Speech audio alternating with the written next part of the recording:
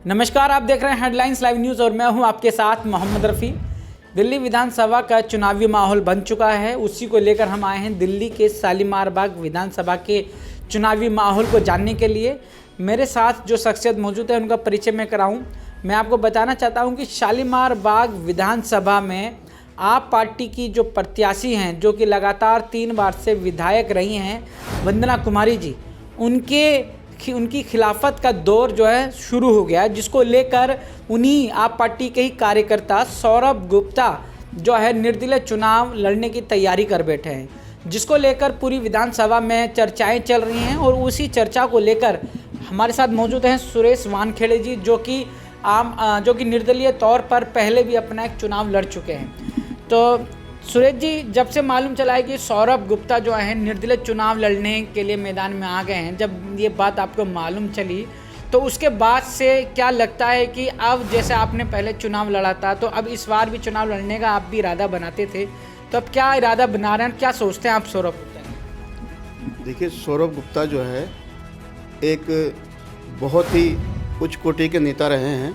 और इन्होंने आम आदमी पार्टी में बहुत ही अपने दिल से काम किया है। लेकिन होता यह है कि जो नीचे काम करता है कार्यकर्ता, उसको नहीं पूछा जाता। तो यही मेरे साथ हुआ।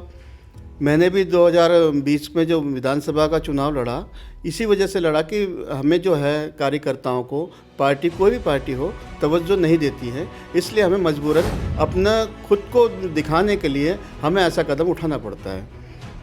अच्छा, मैं ये भी जानूँगा, जब आप भी पहले भी आप पार्टी से क्या शामिल थे पहले आप पार्टी में? जी, मैं आम आदमी पार्टी से एक कार्यकर्ता था।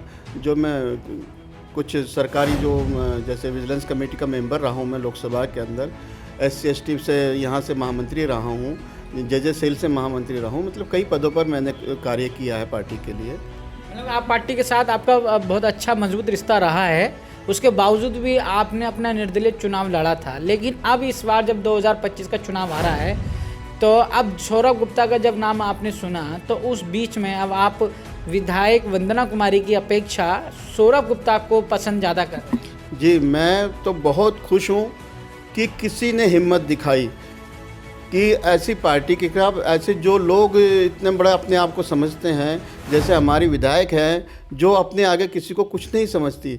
मैं सौरभ भाई ने जो कदम उठाया है, मैं उससे गदगद हूँ कि उन्होंने बहुत अच्छा कदम उठाया है। और किसी भी तरीके से सौरभ भाई को शालीमार बाग विधानसभा से किसी भी तरीके की मदद चाहिए होगी तो हम रात दिन उनके लिए 24 घंटे तैयार है।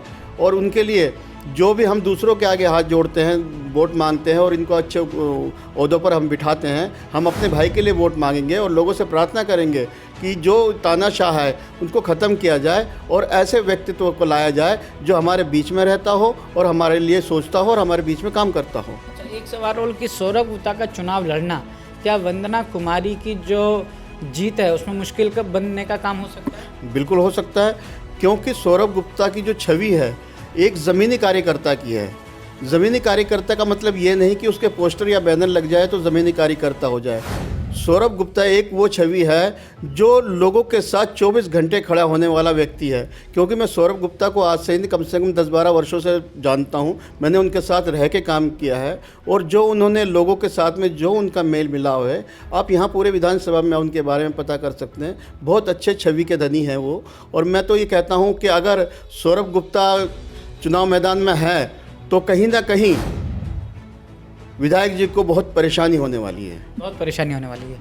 अच्छा, एक सवाल और आपसे लेता हूं कि ऐसा भी लोगों का ये सोचना हो सकता है, लेकिन ऐसी बात हमारे आगे आई नहीं है, लेकिन जब कोई व्यक्ति किसी पार्टी से नाराज़ होकर निर्दलीय चुनाव लड़ता है तो वो चुनाव लड़ता है जोश में, फिर आगे जाता है, फिर चुनाव में फिर बैठता है या फिर पैसा लेने की कोई बात ऐसी आती है। क्या आपको लगता है कि सौरभ गुप्ता में भी क्या इस तरह की नज़र आता है?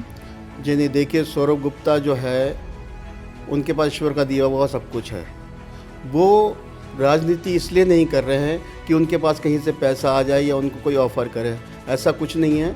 उनके पास ईश्वर का दिया हुआ सब कुछ है। वो सिर्फ मानवता की सेवा करने के लिए चुनाव मैदान में आए हैं। और मैं लोगों से यही अपील करूँगा कि जैसे सौरभ गुप्ता है वैसे ही लोग अगर नेतागिरी में आ जाए तो कहीं ना कहीं जो ये सुधार नहीं हुआ है आज तक, वो सुधार आसानी से हो सकता है। बहुत बहुत धन्यवाद सुरेश वानखेड़े जी। मैं अपने दर्शकों को बताना चाहता हूं, मैंने हर तरह के सवाल सुरेश जी से जानने की कोशिश करी है। सुरेश जी का भी अपना अनुभव रहा है और सुरेश जी भी ये मानते हैं कि अगर सौरभ गुप्ता अगर इस चुनावी मैदान में अगर निर्दलीय चुनाव लड़ते हैं तो जो विधायक वर्तमान जो विधायक वंदना कुमारी है उनकी जीत की राह मुश्किल हो जाएगी। और दूसरा कि जो ये सवाल उठाया जाता है कि सौरभ गुप्ता भी चुनाव लड़ रहे हैं तो कहीं ना कहीं ऑफ़र मिलेगी और उसको लेकर फिर वो चुनाव को बैठ जाएंगे या ठंडे बस्ते में डाल देंगे, तो उसको भी हमने जानने की कोशिश करी। तो ऐसा भी सुरेश वानखेड़े जी का ये दावा है कि ऐसा बिल्कुल नहीं है, क्योंकि तो इस आधार पर यह है कि अगर वाकई में ही ये बात पूरी विधानसभा में लोगों के दिलों में है तो ये बात साफ तय करती है कि वंदना कुमारी की जीत मुश्किलों में दलदल में फंस चुकी है।